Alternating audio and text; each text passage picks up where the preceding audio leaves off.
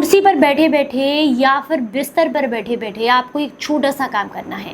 इतना करने मात्र से साइटिका का दर्द हो, कमर का किसी तरह का दर्द हो, घुटनों का दर्द हो, नसों का ब्लॉकेज हो, उसमें आपको काफ़ी आराम देखने के लिए मिलते हैं। तो अगर आप भी इस समस्या से परेशान हैं तो मात्र कुछ समय निकाल करके 5 से 10 मिनट का इस एक्सरसाइज को ज़रूर करें। इससे आपको बेहद रिलीफ मिलता है। जिन्हें साइटिका की दिक्कत है उनके लिए भी है, जिन्हें स्लिप डिस्क की समस्या है उनको भी लाभ मिलेगा।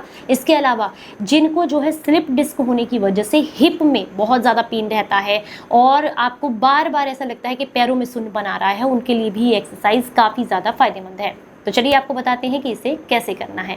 उम्मीद करती हूँ आज की ये जानकारी आप सभी को बेहद पसंद आएगी। अगर आपको पसंद आए तो इसे औरों के साथ भी जरूर शेयर कीजिएगा। पहली जो एक्सरसाइज मैं आपके साथ साझा कर रहा हूँ, इसके लिए आपको एक ऐसी कुर्सी चाहिए जिसके की हैंड रेस्ट करने वाले साइड में ना हो। देखिए जैसे कि ये छोटी सी कुर्सी बच्ची की मैंने ले ली है। अब अपने जो नीज हैं, इनको जो ये नीचे वाला पोर्शन है, ये टांग आपकी जो नीचे है, इसको 90 डिग्री पर आपको रखना है। एक पैर दूसरे पैर के ऊपर रखेंगे इस प्रकार से।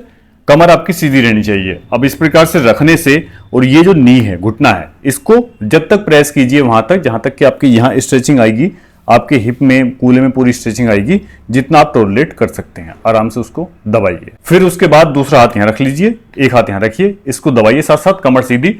और जितना आप बेंड कर सकते हैं कमर में, जहां तक दर्द आपको टॉलरेट कर सकते हैं उतना आप बेंड कीजिए और उसको यहाँ पर होल्ड कीजिए और गहरी सांस लीजिए।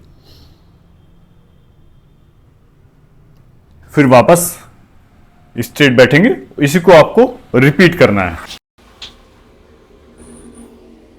यहां दबाकर रखेंगे और दूसरा हाथ यहां पर, कमर सीधी, और आगे ऐसे बेंड करेंगे, झुकेंगे।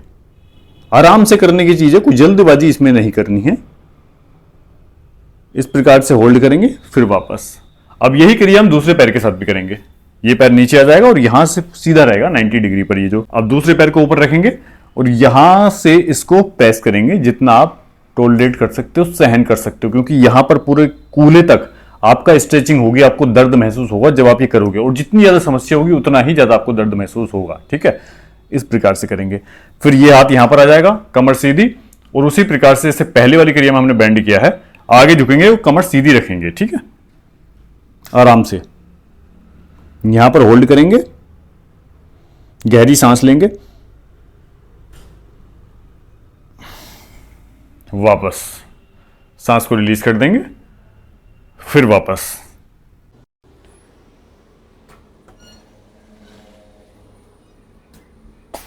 इस प्रकार से करेंगे। अब दूसरी पोजीशन पर आते हैं, जो दूसरी क्रिया है। आपके शोल्डर में पेन रहता है, सर्वाइकल का पेन है, तो आपको बहुत ज्यादा राहत मिलेगी। इसी प्रकार से चेयर पर बैठना है और एक हाथ अपना दूसरा साइड इस प्रकार से लेंगे और ये वाला दूसरा हाथ दूसरी साइड के घुटने पर रख लेंगे, जिससे कि स्ट्रेचिंग बहुत ज्यादा और ज्यादा होगी। अब इस हाथ को ऊपर उठाते हुए साइड में सर के पीछे ले आते हुए जितना बेंड आप कर सकते हो दूसरी तरफ उतना कीजिए और उस वहां पर होल्ड कीजिए। ये पूरा आपका जो है रिब्स और यहां से शोल्डर तक पूरा स्ट्रेचिंग यहां पर आपको महसूस होगी। होल्ड करेंगे, वापस। इसी को रिपीट करेंगे। स्टार्टिंग में 3, 4, 5, फिर 10 तक ले जाइए, 12, 15 तक ले जाइए। इसको नीचे वापस। और जल्दबाजी नहीं करनी है, कोई भी आसन करने में जल्दबाजी नहीं करनी है, नहीं तो हो सकता है मसल क्रैम्प कहीं आ जाए। ठीक है, अब दूसरा हाथ दूसरी तरफ की घुटने पर, इसको फिर दूसरे हाथ को सर के पीछे ले जाएंगे। इस प्रकार से जितना स्ट्रेच आप कर सकते हैं।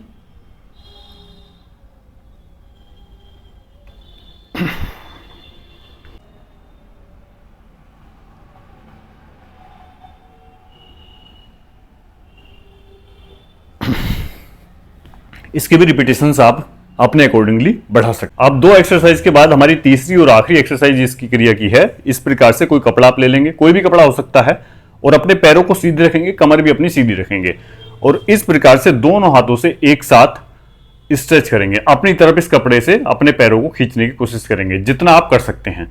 इससे क्या होगा, पूरा आप ये वाले एरिया में यहाँ की जो नसें हैं पूरी खुलेंगी, यहाँ पर स्ट्रेचिंग होगी।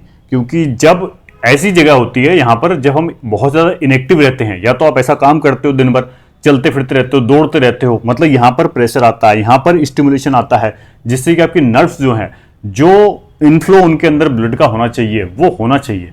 यदि आप इनएक्टिव रहोगे तो वो नहीं होगा।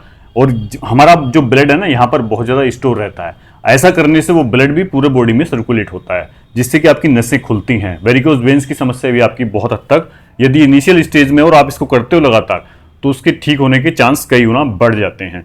तो इसको भी इसमें ऐड करना है। यहां पर होल्ड करेंगे, इसको खींचने के साथ होल्ड करेंगे।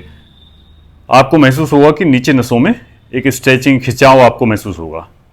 रिलीज करेंगे, फिर वापस से इस तरीके से खींच लेंगे।